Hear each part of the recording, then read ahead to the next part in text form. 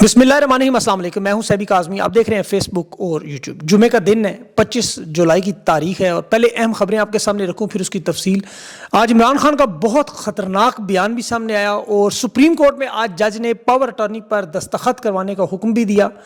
Cases के सिलसिले में पेशरफ्त हुई और जो अडयाला का पैगाम है वो उसकी रीज़न मैं आपके सामने रखूंगा। खान के बेटों की प्लान में तब्दीली भी हुई। अमेरिका से बरतानिया रवानगी, दौरा पाकिस्तान कब शुरू होगा और हुकूमत पाकिस्तान ने वीज़ा देने का 24 घंटों के अंदर ऐलान भी किया। तहरीक इंसाफ की हुकूमत पहली दफ़ा अदम एतमाद भी लाने का ऐलान कर रही है। खैबर पख्तूनख्वा में नए वज़ीर आला की गेम में बड़ी तेज़ी है। शहबाज शरीफ और मौलाना की 27वीं तरमीम पर कोशिशों में भी तेज़ी आ गई। खान की बहनें बलोच धरने में महरम बलोच और मिसिंग पर्सन के साथ पहुंचकर अपना पैगाम दे रही हैं। तमाम बलोच तंजीमों के साथ खड़े होने का ऐलान। और DGSPR के बयानिए की नाकामी के बाद एक दफ़ा फिर मजहबी नुमाइंदों और नौजवानों में मुलाकातें और बाकायदा तौर पर कासिम और सलमान के खिलाफ भी मुहिम शुरू की गई है। इसके साथ साथ अमरीकी वज़ीर ख़ारजा और फ्रांस के सदर ने जो ऐलान किया सितंबर में फ़लस्तीन को तस्लीम करने का, फ्रांस के ऐलान के बाद सख्त रद्द-ए-अमल अमरीका की तरफ से आया। और कंबोडिया और थाईलैंड में बहुत बड़ी जंग शुरू हुई। लड़ाका तैयारे रात पर तबाह तेरे मिसाइलों की बारिश होती रही और कंबोडिया ने पाकिस्तान से मदद मांगी है थाईलैंड के खिलाफ। और आखिर में आदिल राजा का जो केस है इस वक्त उसकी भी बात करेंगे। अगर वो इसमें रह गया तो अगले वीलॉग के शुरू में इंशाल्लाह। सबसे पहले खान के जो बेटों का दौरा, ये अमेरिका का दौरा मुकम्मल हुआ। इसमें अहम मुलाकातें और वज़ीर ख़ारजा और डोनाल्ड ट्रंप के साथ जो मुलाकात है उसके लिए अगले दौरे के लिए वक्त मिला है। ये मैं आपको बड़ी खबर दे रहा हूँ। मेरी इतलात के मुताबिक सदर ट्रंप और वज़ीर ख़ारजा के साथ इनकी मुलाकात की जो फील्डिंग है वो सेट कर दी गई है। और जो इस दौरे का असल मकसद था कि इमरान खान से मुतल्लिक वो मुहिम जो रुक चुकी थी, आप याद रखें अमेरिका में ये काविश रुक चुकी थी। पाकिस्तानी अब वहाँ अमरीकी पाकिस्तानी मुतहरक हो चुके हैं। इस दौरे के नतीजे में अब पाकिस्तान में जो तब्दीली देखें कि जो गिरफ्तारी की धमकियाँ दे रही थी हुकूमत, कल नेशनल TV पर ऐलान कर रही थी कि 24 घंटों के अंदर वीज़ा भी देंगे। अगर नायका मौजूद हुआ तो वो आ सकते हैं, अगर नहीं है तो अर्जेंट वीज़ा देकर उन्हें अपने घर बनी गाला या ज़मान पार्क जाने की मुकम्मल इजाज़त है। कोई रुकावट नहीं बनेंगे, वो जहाँ जाना चाहें जा सकते हैं। बल्कि पुरअमन तरीके से किसी एहतजाज में भी शामिल हुए तो उन्हें रोका नहीं जाएगा जब तक कानून ना तोड़ा जाए। कानून तो खैर पाकिस्तान में आपको पता है नहीं, बहरहाल जो टूटेगा। लेकिन इसके बावजूद उन्होंने कहा तहरीक का वो हिस्सा अगर बने, अपने वालिद की रिहाई के लिए मैदान में आए तो उस वक्त देखा जाए। देखिए मरियम नवाज़ भी नवाज शरीफ के लिए निकली थी, कुलसूम नवाज़ भी नवाज शरीफ के निकली थी, नुसरत भुट्टो बेनज़ीर भुट्टो अपने ख़ानदान के लिए। और ये हर उस ख़ानदान का जिस पर किसी पर तो एहसान होता नहीं, अपने लिए कर रहे होते हैं, इनके अपने वालिद हैं, अपने ख़ानदान के लिए।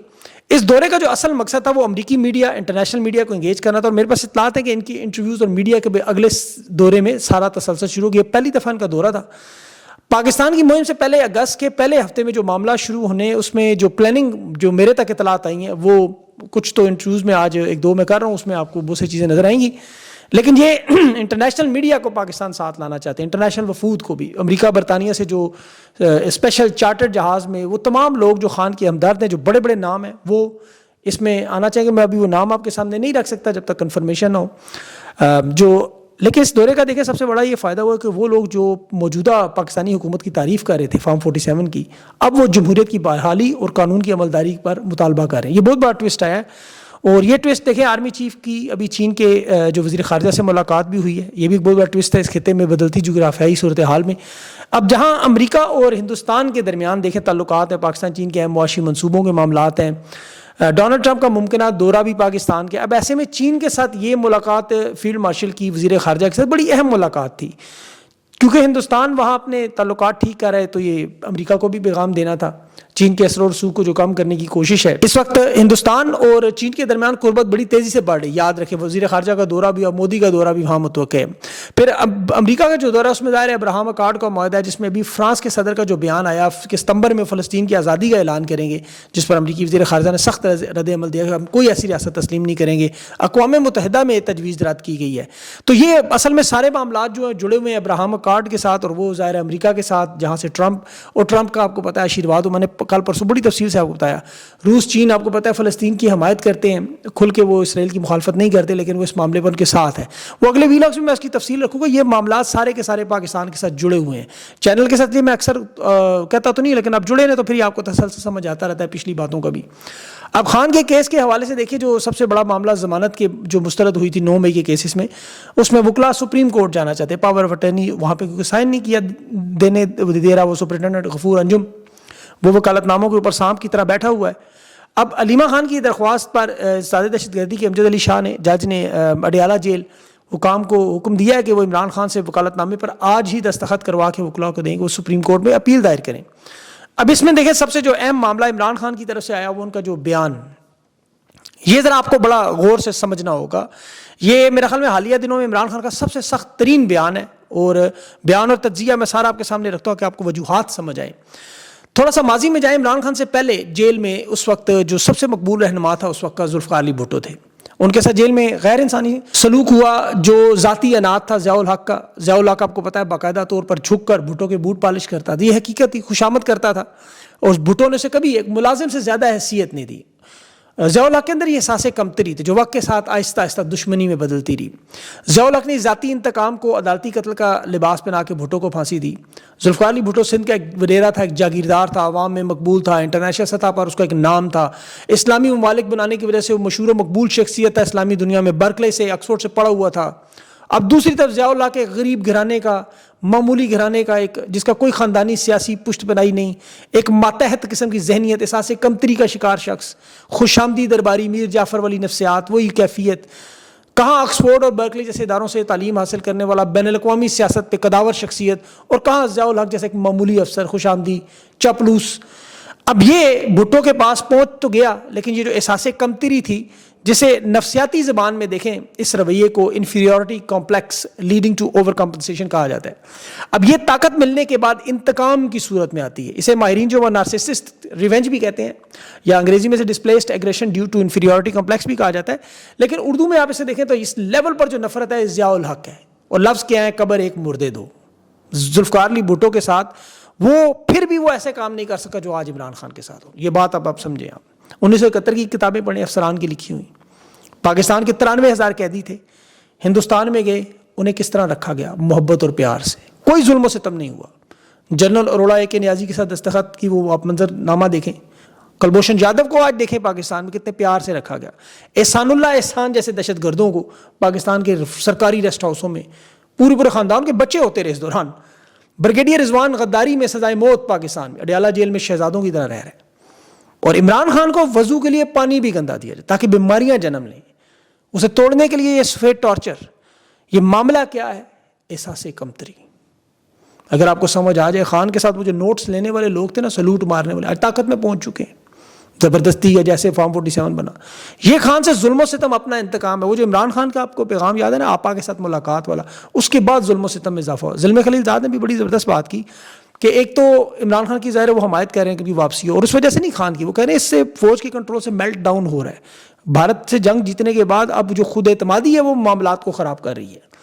خان کی جو سٹیٹمنٹ آئی, میں وہ سٹیٹمنٹ آپ کے سامنے پڑھوں گا پوری تاکہ آپ کو سمجھ آئے.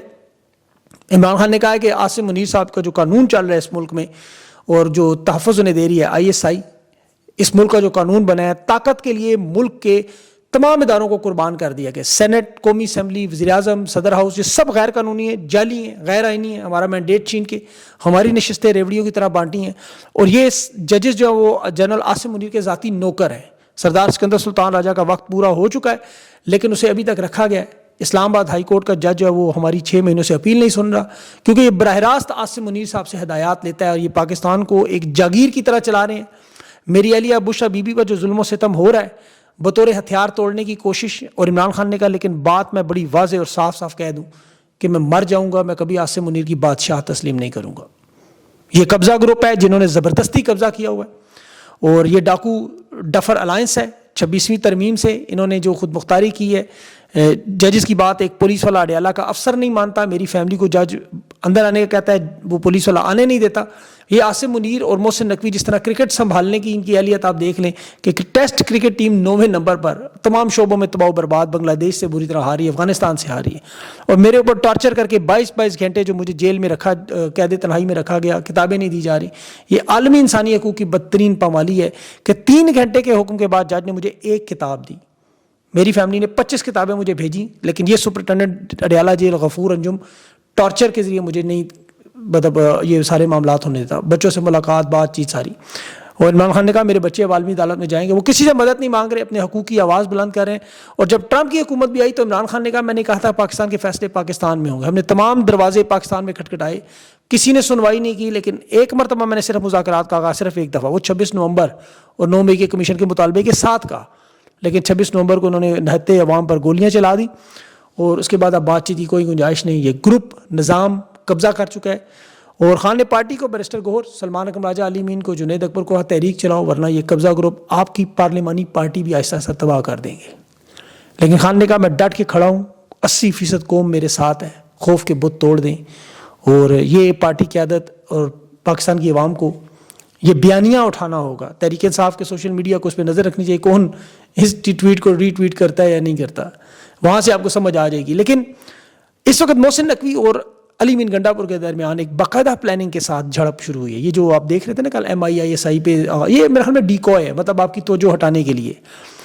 محسن نقوی نے ایک ٹویٹ کی ہے ابھی کہ یہ ایک صوبائی عہدیدار ڈیرہ اسماعیل خان میں طالبان کو ہر مہینے بھتہ دے کے اپنی جان بچاتا ہے، لیکن ان کو اپنا نہیں پتا، بہت سارے پاکستانیوں کو بھی نہیں پتا کہ یہ خود لشکر جنگوی کے سربراہ ملک اسحاق کو پیسے دے کے، یہ چینل کے مالک تھے اس وقت، تو اپنی جان بچاتے رہے. شہباز شریف بچاتے رہے، یہ بھتہ دیتے رہے سب کے سب کہ ہماری طرف نہ آئے، باقی جو مرضی کریں. یہ اتنے کمزور تھے.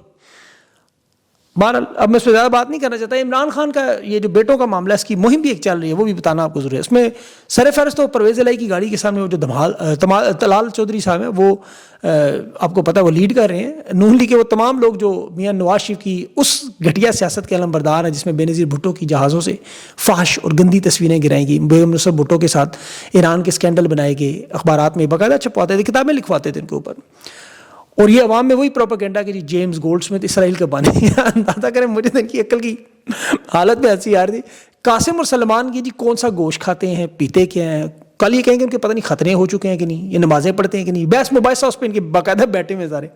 طریقہ صاحب کے ورکرز کو بھی وہ بھی کوئی پیچھے نہیں رہے. دیکھیں خیال کرنا چاہیے انہیں، وہ بھی مریم نواز صاحبہ کے بارے میں، نواز شریف کے بارے میں ایسی باتیں کر رہے ہیں، مطلب قطر کے شیخ کا ذکر کرنا، پنڈی کے ساتھ تعلقات، کیپٹن صفدر کے 2024 کی شادی ختم ہو چکی ہے، مریم نواز صاحبہ کی، مطلب دیکھیں یہ ان کی بیٹی کے، مطلب اس طرح کی باتیں نہیں کر رہی. یہ کچھ تو ایسی باتیں دہرائی نہیں جا سکتی. سیاستدان پبلک پراپرٹی ہیں بالکل، لیکن بلو دا بیلٹ نہ ہٹ کریں. اور خاص طور پر ایسے لوگ جو سیاست میں شامل نہیں ہیں، دونوں جماعتوں کو، سب لوگوں کو خیال رکھنا چاہیے، چاہے وہ مریم نواز ہو، نواز شریف ہو، بلاول ہو، عمران خان کا خاندان کسی کا بھی ہو، جو غیر سیاسی لوگ ہیں انہیں اس طرح کے معاملات میں نہ الجھائیں. اور ویسے بھی یہ دیکھیں ان کا ذاتی فعل ہے، ذاتی زندگی میں کوئی کیا کرتا ہے، نواز شریف کیا کھاتا ہے، کس سے ملتا ہے، مریم نواز کیا کرتی ہیں، کدھر جاتی ہیں، یہ ان کی ذاتی زندگی ہے.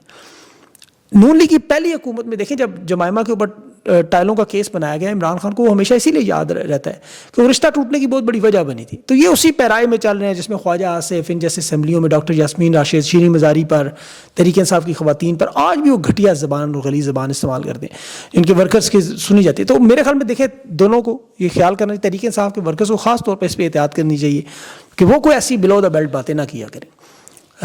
غیر سیاسی لوگ جو اہل خانہ دیکھیں ان کی جو رہائی ہے، ان کی جو سختیاں، وہ خوشی سے نہیں نکلتے.